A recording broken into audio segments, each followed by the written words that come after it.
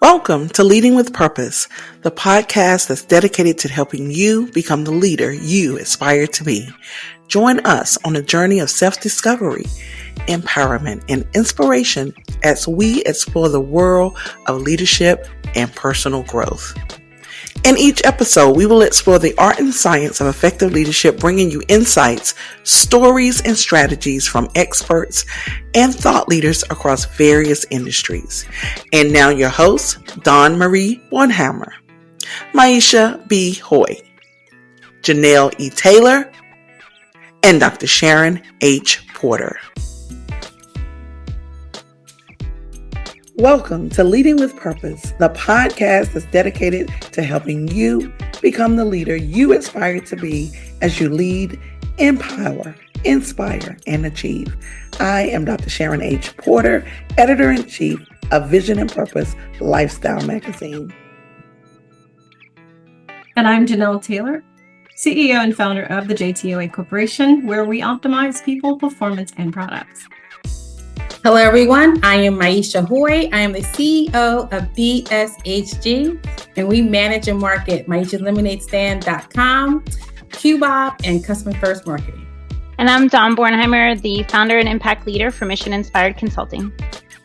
And we are truly elated to welcome Mr. Alan Zucker as our guest for this episode. Mr. Zucker has over 25 years of experience leading projects in project organizations and Fortune 100 companies. He is currently an instructor, consultant, and coach, sharing his leadership and project management knowledge with businesses across the nation as well as around the world. He teaches at several leading universities and national training companies, and his clients include Fortune 500 companies. Welcome to the show, Mr. Zucker. Oh, it's wonderful to be here. Thank you for inviting me to join you. Absolutely. We are here just ready to dive in to get all of your knowledge, all of your expertise, so our audience and listeners can be uplifted. So thank you for joining us. Our pleasure. Absolutely. So can you tell us about your career journey? What led you to specialize in project management and then ultimately leadership? Well, to be honest with you, the fact that I became a project manager was sort of by accident. I have my master's degree in economics from the University of Maryland, and my first big job out of school was working for the Treasury Department. I was running the Treasury bill, note, and bond auctions. I was borrowing money for the government. And in the wake of the Salomon Brothers bidding scandal in the early 90s, I was asked to be Treasury's project manager, working with the Federal Reserve of New York to automate the auctions. And I really enjoyed project management, didn't know anything about it, and I made a major career pivot. I then spent 14 years at MCI Telecommunications when folks used to pay money for long-distance phone calls. And there I was managing the financial systems for the consumer business unit. And after MCI was acquired by Verizon, I then went to work at Fannie Mae. And I was at Fannie Mae for 11 years. I managed some really large programs there. And I also managed a project organization of about 175 people. And then actually, it's almost 10 years ago, I had someone teaching a class from my group. And I said, Carl, I want to be you when I grow up. He was just looking like he had so much fun teaching project management. He said, well, Alan, if that's what you want to do, here's my 5-year plan. Started executing the plan. And 3 years later, I made this career shift and started teaching. And as to your question about, what got me interested in leadership, from a very early age, actually very early in my career, I was a manager. When I was at Treasury, I was managing the team that was running the auctions, and there I was about 30 years old, managing a team of 20 people, and a lot of the folks were older than me. And when I was at MCI, I was a senior manager there, running a fairly good-sized group, about 25 folks. And I really love managing. I think one of the things I miss most about working for myself is just the fact that I don't get to lead big teams and deal with all those things that some people think are drudgery, but I think they're just wonderful. I just love the interaction and love trying to help people become better at what they do. Wow, your journey is so colorful. I mean, just the paths that you've ventured through. You know, you say MCI, I'm like, oh my goodness, I remember MCI. So I love that and how it led to leadership, because project management is such a critical component to any organization. So I can definitely appreciate your journey. Thank you so much for that. I too, like Dr. Sharon, I think project management is so fascinating. And whenever I've met a project manager in any company I work with, I'm like, tell me more, tell me more.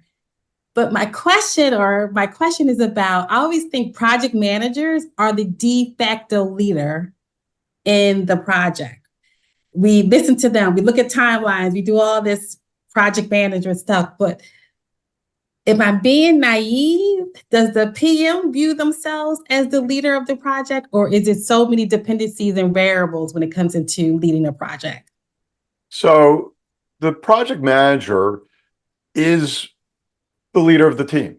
And, it depends on if you're running a traditional project, you might be using more of a top-down approach, or if you're executing an agile project, you're maybe using more of a servant leader approach. But when we think about it, there's the tactical skills that we think about with project management, developing timelines, creating, risk lists and managing change requests and all those kinds of things. But projects are about organizing people to get things done that we can't do alone. And so when we look at the things that really drive our projects, it's about people. It's managing our customers, our stakeholders. It's about managing our leaders, and it's about managing the team. And one of the things that we really need to think about most, particularly if we're talking about knowledge work projects, is that it's so important, it's so critical that we create the environment to unlock the creative knowledge and the creative energies of our team. And that's not easy, particularly when we're under so many other pressures, such as time pressures and budget pressure and demanding customers and stakeholders.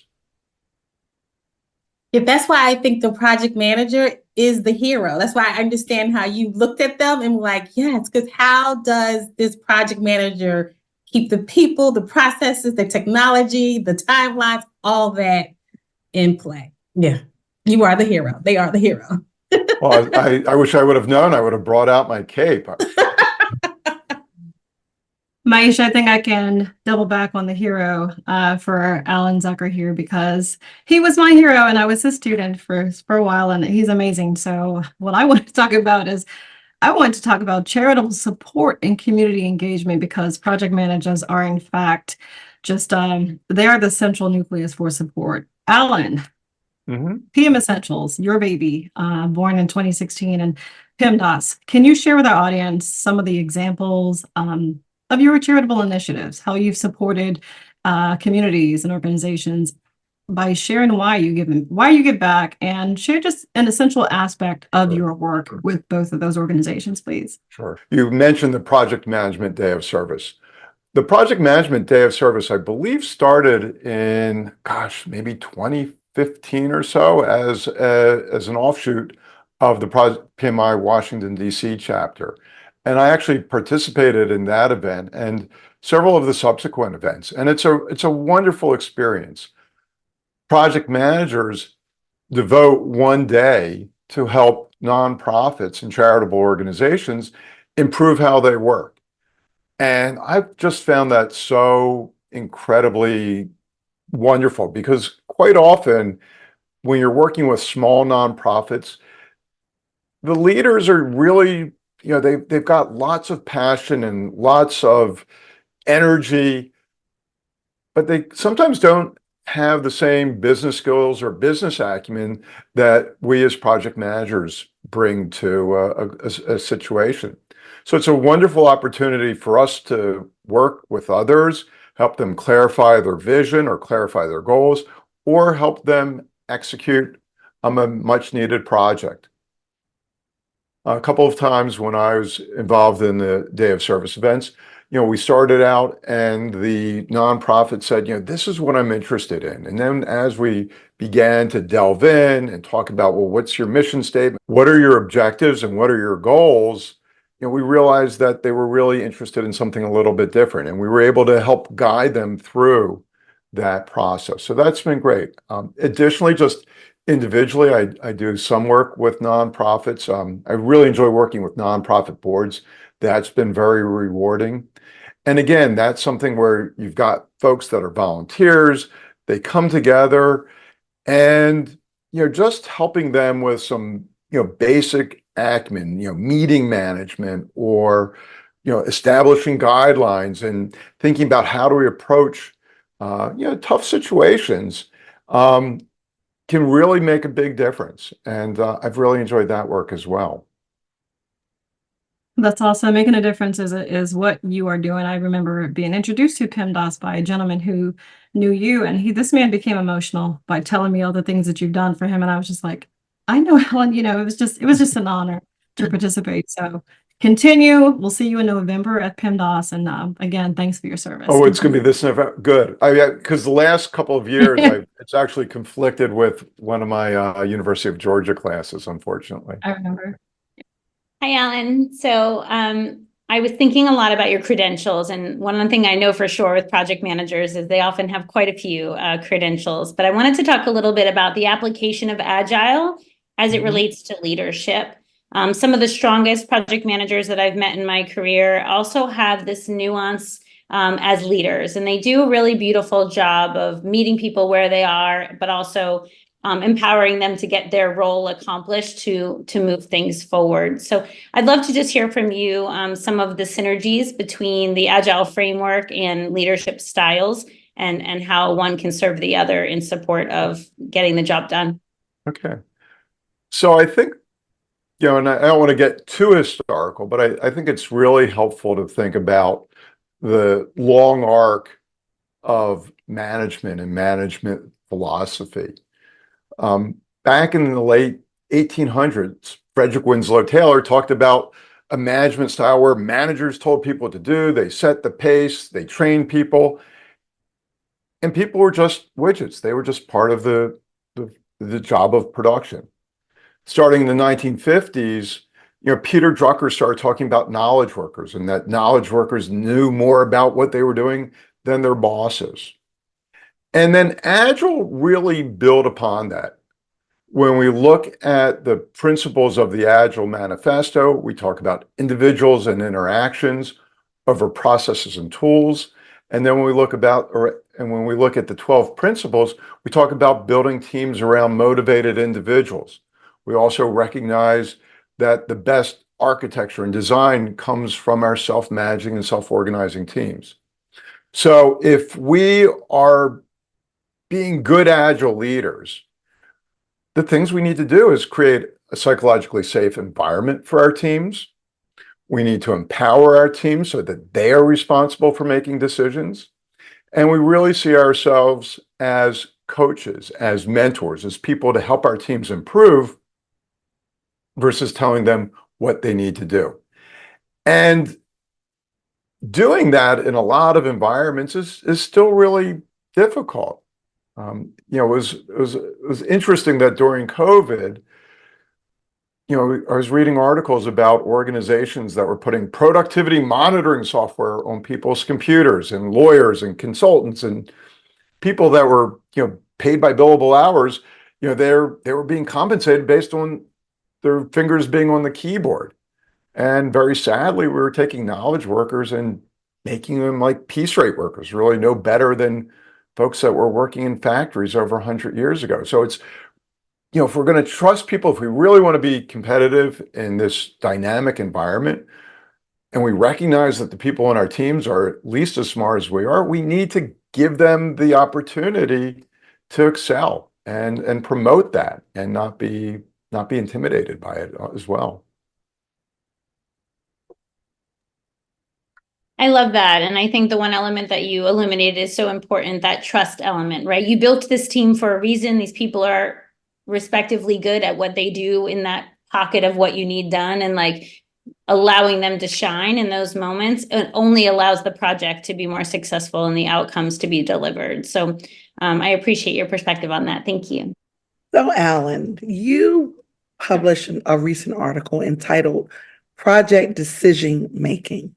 You stated that making good decisions is a critical project management skill.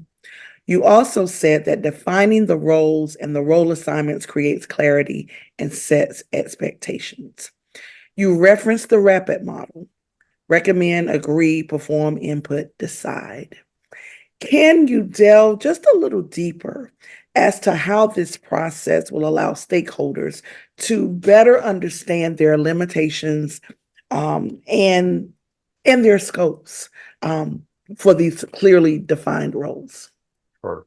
So to back up just a little bit, when we think about making decisions, and when you look at the data, look at survey data, lots of folks say, the majority of people say, my organization isn't that good at making decisions. And when we peel it back, one of the reasons, or a couple of the reasons I think that we're not good at making decisions, we're not intentional about the process on how we're going to do it. We don't define the process. We don't talk about who's making decisions. We don't talk about what people's roles are in that decision-making process. So the RAPID model that you referenced it's based on an article out of the Harvard Business Review, and it talks about assigning role: recommend, agree, perform, providing input, and decide. And so we've defined this various roles. And one of the things that I found very interesting, once upon a time I was asked to be part of a steering committee for implementing some new project management software at the company I was working at. And a good number of the project managers worked for me. And I thought that, my recommendations were going to rule the day. And then we got into a little bit of a dispute, a little bit of a debate about how we would implement a feature. And then someone said, well, Alan, thanks for your opinion, but it's really, that person over there that's making the decision. And that was really frustrating because, no one told us what our roles were beforehand. And so the RAPID model is a great model. I've also adopted that model. Earlier we were talking about some of the work I do with nonprofit boards. And one of the things I did there is, clarified the role of the board. And so one of the things we talked about is if you're putting something on the board agenda, we talk about, well, what do you want from the board? And it was, we're here to inform you. We're here to consult. We want your opinion. Or this is something that we need a decision on. And by being explicit and intentional about what it was that we expected from the board when we're presenting information, it just made everything so much easier. The organization that I'm referring to, they were renovating their building. And, I heard that before I got involved, they spent 2 board meetings discussing the paint color. Well, here, rather than having those very unproductive conversations, it's, look, we are informing you. This is the color that we're going to paint the walls, or this is the color of the carpet. We don't need this is not a decision-making thing. And so when we talk about what people's roles are and our expectations, it just makes everything so much easier and so much better in terms of how do we work as teams or as organizations. I can definitely appreciate that. And especially when you said we have to decide how to decide. Like, I absolutely love that because that really is the nuance of it all. So thank you. Thank you for that. So I'm not sure if I want to hear about successful collaboration or your thoughts, because I was on your website today and I've never heard of hybrid project management. So I'm back. What is that? And then I saw you also were talking about AI. And I'm wondering, can you tie in project management to AI in the future and where we're going with that? Sure, I'll do my best. And that's, that's really one of the $64,000 question these days. Last month, I was at an Agile conference, and I'm going to share one of the phrases that a couple of the folks used there. And the phrase they said was, AI is not going to take your job. It's going to be someone that knows how to use AI that you need to worry about. And it's funny because I shared that phrase with my daughter, and she was and she's used that at work, and people think it's the greatest thing as well. And, AI will help make our jobs easier. But AI is not going to replace what we do as project managers. I mean, it's wonderful to have a bot that's going to take notes for you and identify what the major action items are. Or it's wonderful to have a tool that will allow you to, where you input requirements and it actually creates screen mock-ups for you. And I actually saw someone demonstrate that at the conference. So that will allow us to do things that just took a lot of time to do them so much more quickly. But we still need people that know how to think and how to use the tools and understand what it means. I'm old enough to remember the days before everybody had personal computers at work. And I remember, I was working at a consulting firm at the time, and we would write our material out longhand, and we'd give it to the people that would enter it into the word processor. And then we would get the printouts out, and we'd have to mark it up, and there would be notes all over the place, and you add pages and this and that. And having a personal computer just made everything so much easier, but it didn't make us obsolete. It just allowed us to do things that provided greater value and to do those things much more quickly. As you mentioned, I write a lot, and it's been interesting. I use Grammarly. They've recently introduced AI assisted features. And I find that to be really helpful, particularly when I'm looking at a sentence where I'm like, that's not exactly what I want to say. Can you suggest a different way of stating that? Or can you suggest a different word? And what I found is that by using that AI assist versus, having the AI write it for me, which wouldn't be very good, I've become a better author myself. I agree with you on, I was a fear factor with AI, and now I'm just embracing it as another technology that is going to help me do my job better, faster, easier.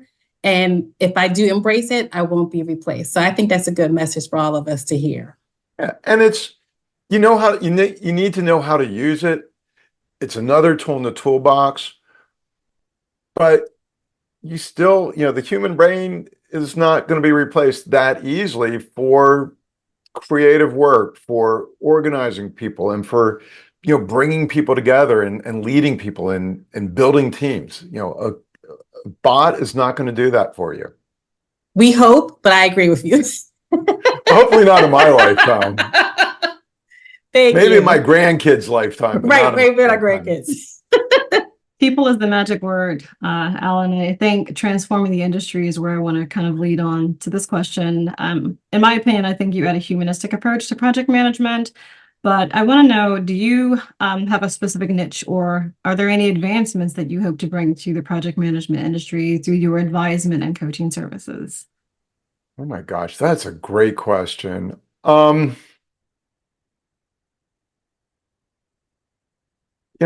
think that when I work with people, when I teach, when I also do consulting work, I think one of the things I really try to focus on is recognizing that we all learn differently, we all approach problems differently, and the importance of honoring what makes everybody unique.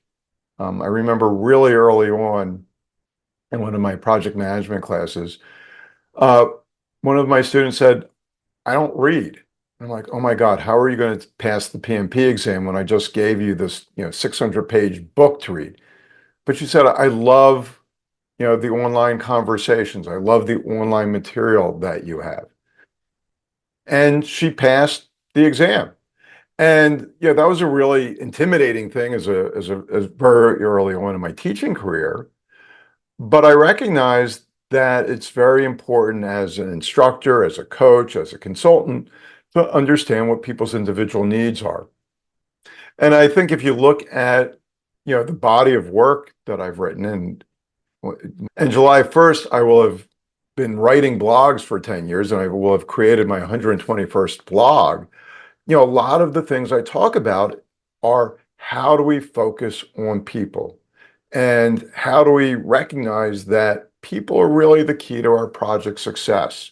And you'll see it coming out in multiple themes. When we were talking about decision making a second ago, or when we talk about empowering our teams, those are really fundamental skills. And I think that a lot of people, particularly when we start out in our careers, depending on the bosses that we have, we don't recognize that right away. We think that the way to be a boss is to be tough and to be riding roughshod over people. So I really try to, get people to move beyond that and really take that humanistic, that approach that really honors and respects what makes everybody unique. I think that is so important, and gone are the days of the C-suite, autocratic leadership.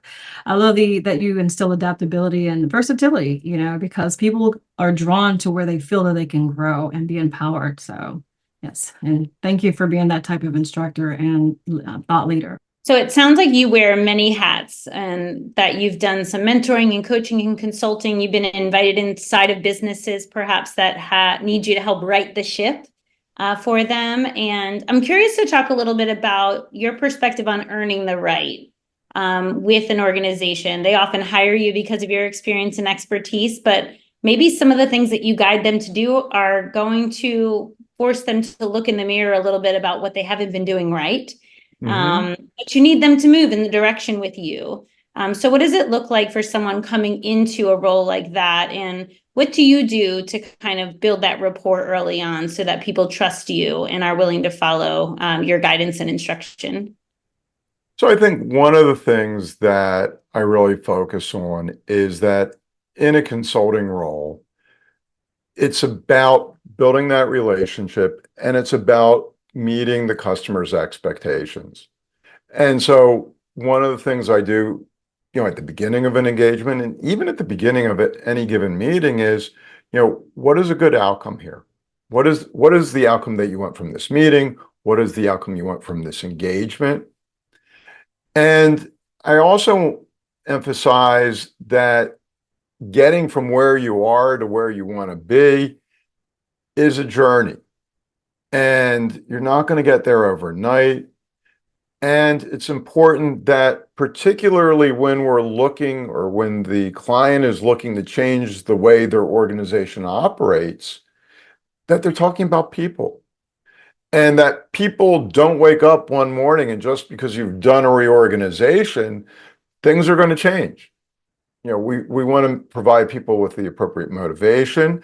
And we also don't want to think that we're so brilliant as leaders or consultants or managers that we have all the answers. So that you want to bring people along and listen to what they have to say. And I think you get more credibility by listening and adapting than potentially you do by telling people what their solution is going to be. Interestingly enough, just yesterday, I was working with one of the units at the local community college. They asked me to come in and help them set up a process for managing their work. And it's a school that I worked at, that I'm a teacher at, so it was just fun. It was interesting to go in and work with a different group. And as I was going through, folks were saying, "Well, we do it this way. We use this tool." And I'm like, "Great. Let's talk about some of the strengths and some of the weaknesses. Would it make sense to use this other tool instead?" And they looked at it. It's like, it's got the same functionality. And originally, I had a very different perspective of what we were going to do, but I learned, or I knew, that it was more valuable to hear what they were doing, to meet them where they are, make some suggestions, and then have a conversation about what would be best. And I plan to come back in another month and a month after that, and whatever the time period is, and always make those small adjustments and small changes. Two of the articles that I wrote, several years ago, were about organizational change. And you're really talking about how do we change organizations. And one of the things that I recognized is that a lot of groups feel that organizations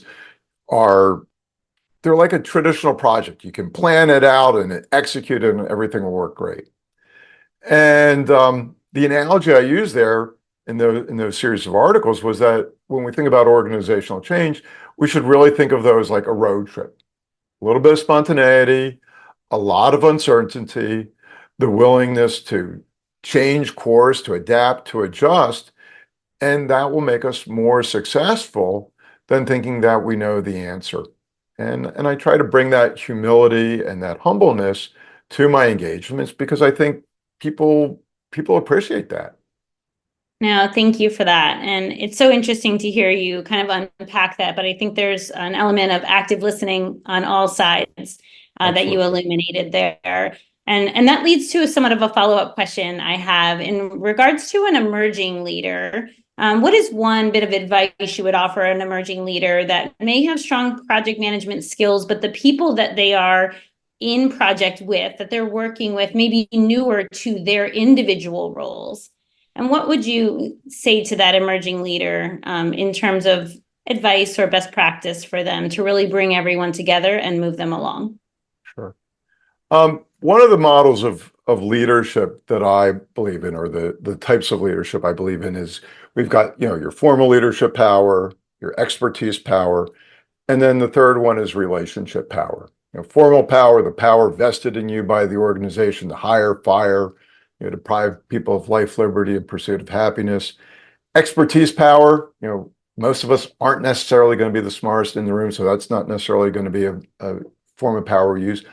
But the power, the relationship power that we have, the ability to build relationships with people is the most enduring. And we build relationships with our teams, one day at a time.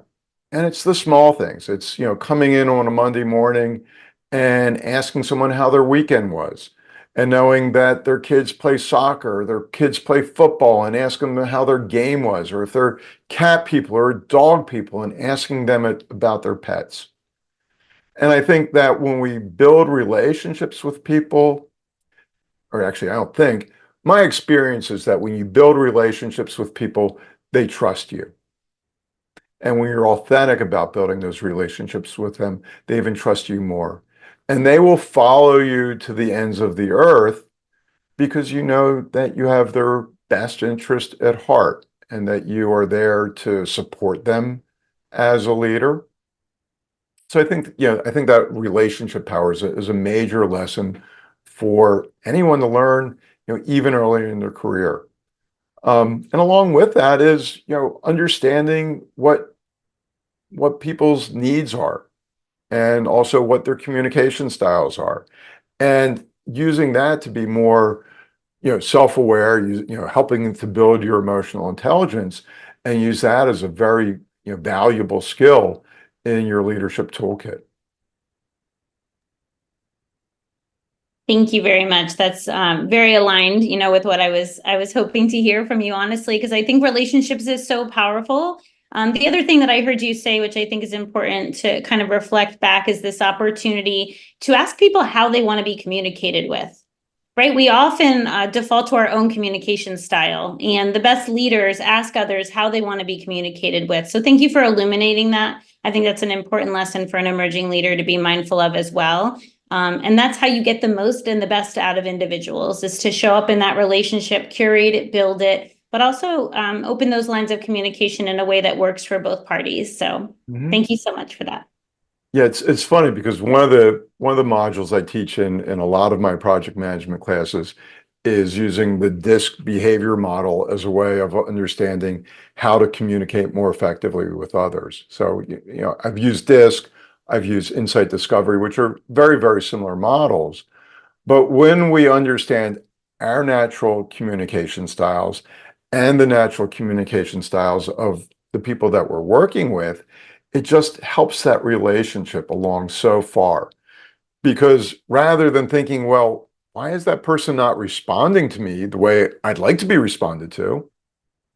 It's recognizing that they're different, and they're quiet, and they're reserved, and they want a lot of data. They don't want to be, just having a conversation. That's just not the way they roll. And, being able to modify how you work with others and how you communicate with others really helps you build much, much stronger relationships. Wow, wow, wow. Mr. Zucker, we want to say thank you. Thank you for imparting your knowledge, your experience, all the things that you shared with us about project management and interceding with leadership. So we thank you, and we want to give you this space to share how can our listeners and viewers connect with you, how can they follow you, and keep abreast of all the wonderful things that you're doing. Okay, well, thank you very much. So the easiest way to get in touch with me is through my website, pmessentials.us. I'm also on LinkedIn, Alan I. Zucker, and I also have a business page, Project Management Essentials, on LinkedIn. And I publish my blogs on a monthly basis. So if people are interested in signing up for my blog, they can do that from the website. It's also available on LinkedIn. Calendar on the website. I also have a calendar of future events if people are interested in my classes. And, I always love to get emails. I love, I learn so much from getting emails from people, the questions that they have, the challenges they're facing. And I'm really great about responding. And I'm also happy to talk to people. Just the other day, I went to GW for college, and I had someone who just graduated law school who wanted to be a project manager, and he reached out to me, and I spent about 45 minutes talking to him about project management and how does he merge his law degree and his top secret clearance and his project management work into what's going to be the next step in his career. And it was just a wonderful conversation. Wow. Thank you so much. And to our viewers and our listeners, we thank you as well for joining us on Leading with Purpose podcast today. Again, I am Dr. Sharon H. Porter. I am Maisha Bihoy. I am Janelle E. Taylor. And I'm Dawn Bornheimer. As you navigate your leadership journey, please remember that leading with purpose is not just a philosophy, but it is a deep commitment to making a positive impact. If you enjoyed today's episode, please share it with your network and don't forget to subscribe so you will never miss an opportunity to explore the intersection of leadership and purpose. And remember, continue to lead, empower, inspire, and achieve. And until next time, lead with passion, lead with positive intention, and by all means, continue to lead with purpose. Thank you for joining the Leading with Purpose podcast. Please join us every Monday for a new episode.